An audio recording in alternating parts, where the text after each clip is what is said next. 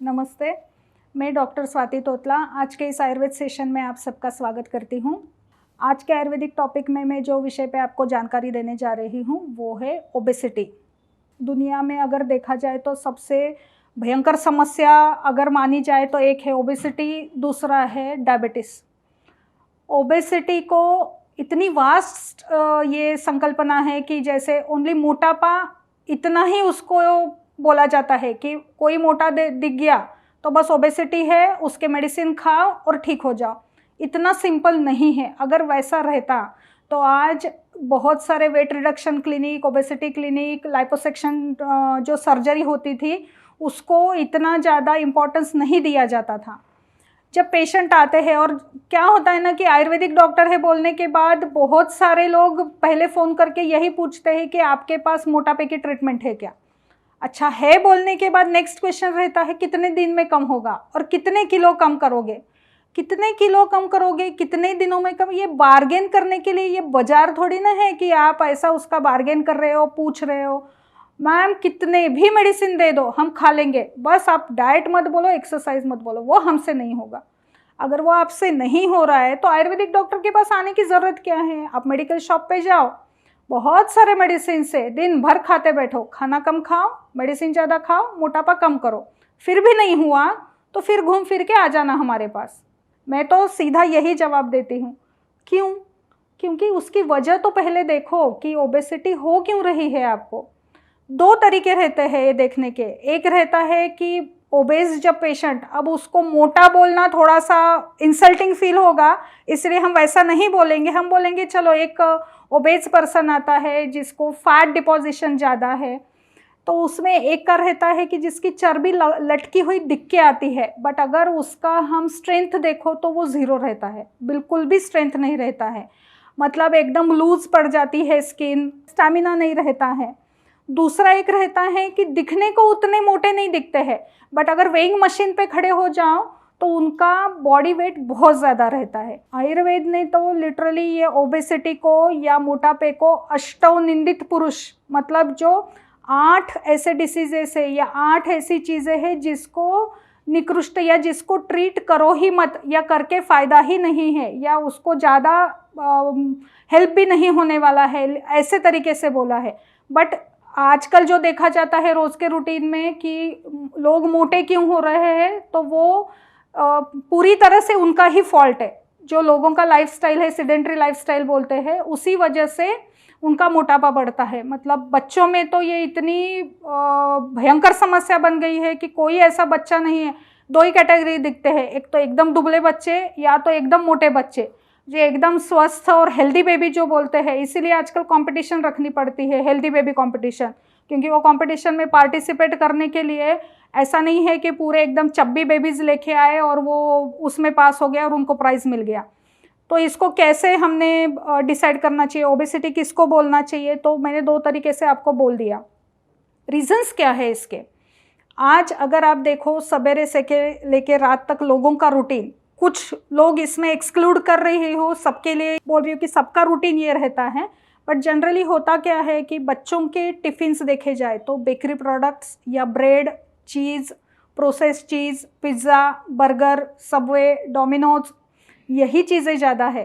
Ice cream पहले कैसे रहता था, एक क्वालिटी आइसक्रीम मिला, अमूल आइसक्रीम मिला, टिपिकल कुछ 8-10 फ्लेवर मिल गए, लोग वही खा के खुश हो जाते थे।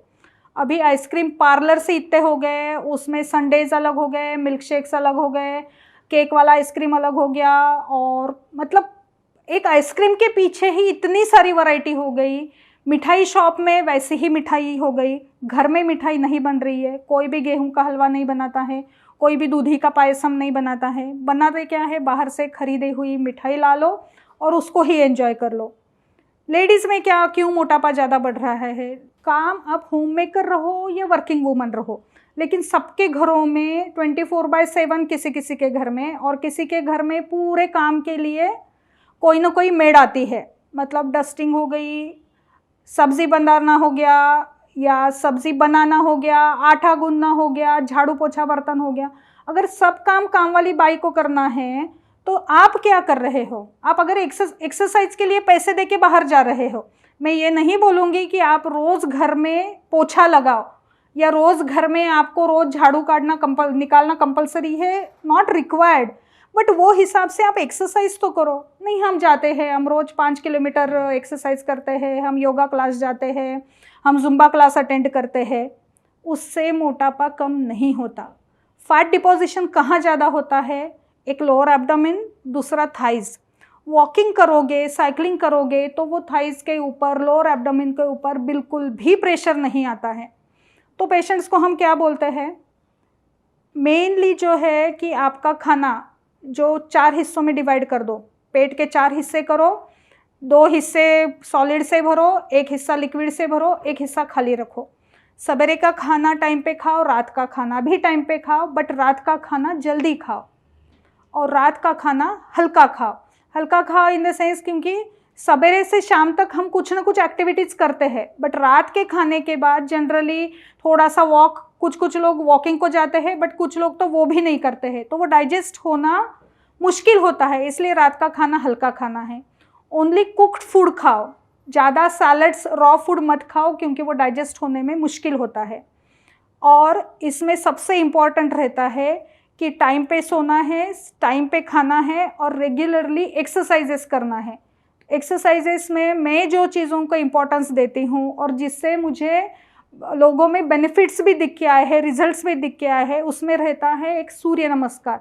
हाँ, रोज़ हम 108 सूर्य नमस्कार करते हैं, नहीं करते हो आप 10 मिनट में, आधे घंटे में, 1 घंटे में पावर योगा बोल के अगर उसको आप सूर्य नमस्कार बोल रहे हो तो वो नहीं पॉसिबल है। उसके तरीके रहते हैं, 3 तरीके से किया जाता है। जैसे ब्रीदिंग का एक रूल रहता है, पूरक, कुंभक, रेचक, यानी इनहेल करो, उसको थोड़ा सा होल्ड करो और फिर एक्सहेल करो। तो एक सूर्य नमस्कार के पीछे ये 3 पहले पूरक, कुंभक, रेचक होना चाहिए। तो 108 सूर्य नमस्कार तो पॉसिबल ही नहीं है आपको 1 घंटे में करना। पावर योगा के नाम के ऊपर लोग इसका मजाक उड़ा रहे हैं और इसके रिजल्ट्स नहीं दिख के आ रहे, उल्टा उससे मसल्स के ऊपर उसका पेन दिख के आ रहा है, जॉइंट पेन दिख के आ रहा है। तो पावर योगा का मैं इम्पोर्टेंस नहीं देती हूँ। सूर्य नमस्कार, ऑथेंटिक सूर्य नमस्कार करो। उसके ऊपर air cycling in the sense पीठ पे सोना है और हवा में पैडलिंग करे जैसा करना है। जैसे फॉरवर्ड 50 से चालू करो, 50 फॉरवर्ड, 50 बैकवर्ड, फिर नेक्स्ट वीक उसको 70 करो, उसके नेक्स्ट वीक 100 करो और उसको थोड़ा स्टेबलाइज रखो, रेगुलरली करो, ट्विस्टिंग एक्सरसाइज करो। दूसरा रहता है कि जैसे मंदिर को हम परिक्रमा मारते हैं, कोई मंदिर जाओ तो हम राउंड ऐसे परिक्रमा करते हैं ना, वैसे ही घर में टेबल को करो, फिर उल्टे तरीके से जैसे क्लॉकवाइज, एंटी क्लॉकवाइज ऐसा करो। वॉकिंग कर रहे हो 5 किलोमीटर, हम रोज़ 5 किलोमीटर वॉक करते हैं, रोज़ करने से बॉडी को आदत हो जाती है। तो चेंज क्या करना है, बैकवर्ड वॉकिंग करना चालू करो।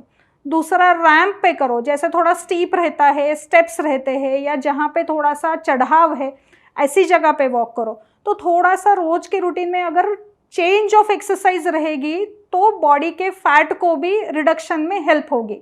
दूसरा, फैटी फूड ज़्यादा मत खाओ, प्रोसेस्ड फूड मत खाओ, बासी अनाज मत खाओ, क्योंकि जितना हम बोलते हैं कि हम लाइवली कब रह सकते हैं, जब हमारा अनाज लाइवली हो। फ्रिज में रखा हुआ अनाज ये मुर्दा घर जैसा हो गया है। वो जैसे एक आदमी मरने के बाद उसको मुर्दा घर में डाल देते हैं या डेड बॉडी बोल के उसको जला देते हैं, वैसा वो खाना मर जाता है जब आप उसको फ्रिज में रखते हो। तो वैसा मत करना, ताज़ा फूड खाओ, फ्रिज में रख के मत खाओ, गरम खाना खाओ, टाइम पे खाना खाओ, टाइम पे और प्रॉपरली 6 to 8 आवर्स नींद लो। पानी पीने के भी तरीके रहते हैं, जब प्यास है जब ही पानी पियो, और फैट रिड्यूस करना है तो उसको थोड़ा गर्म पानी पियो। लोग पूछते हैं सवेरे गर्म पानी में नींबू और शहद डाल के पिए क्या, उससे कितना बेनिफिट है। हम बहुत दिन से कर रहे हैं बट बेनिफिट नहीं मिल रहा है, क्योंकि उसको सिर्फ यही एक रूल बना के रखे है कि गर्म पानी में नींबू और शहद, वैसा नहीं है। वो गर्म पानी इन द सेंस 4 कप पानी का 1 कप रिड्यूस करो। जैसे 4 कप पानी को उबाल के 1 कप बनाओ, उसमें 30 to 40 ml शहद डालना है, वो भी गर्म पानी में नहीं, उबाल के ठंडा किया हुआ पानी, और फिर उसमें नींबू डालो और वो रोज़ सवेरे पियो। फिर डेफिनेटली इसका असर होगा। डाइजेशन ठीक से रखो, रोज़ आपका पेट ठीक से साफ़ हो रहा है कि नहीं उस पर ध्यान दो। अगर ये सब प्रॉपरली फॉलो करोगे तो मैं डेफिनेटली बोल सकती हूँ कि without medicine only diet correction, exercise और डेली रूटीन, दिनचर्या जो बोलते हैं, वो फॉलो करने से ओबेसिटी में आपको फ़र्क 100% दिख के आएगा। ट्राई करो। अदरवाइज जल्दी ये कम करना है ओबेसिटी, तो along with diet, exercise and आपका स्लीप पैटर्न, कुछ मेडिसिन के लिए आप आयुर्वेदिक डॉक्टर के पास जाके कंसल्ट कर सकते हैं। काउंटर सेलिंग ड्रग्स या मेडिकल शॉप में जाके ओबेसिटी के लिए मेडिसिन खाना बहुत गलत बात है, वो आप कभी मत करना, डॉक्टर को कंसल्ट कर लो। Thank you.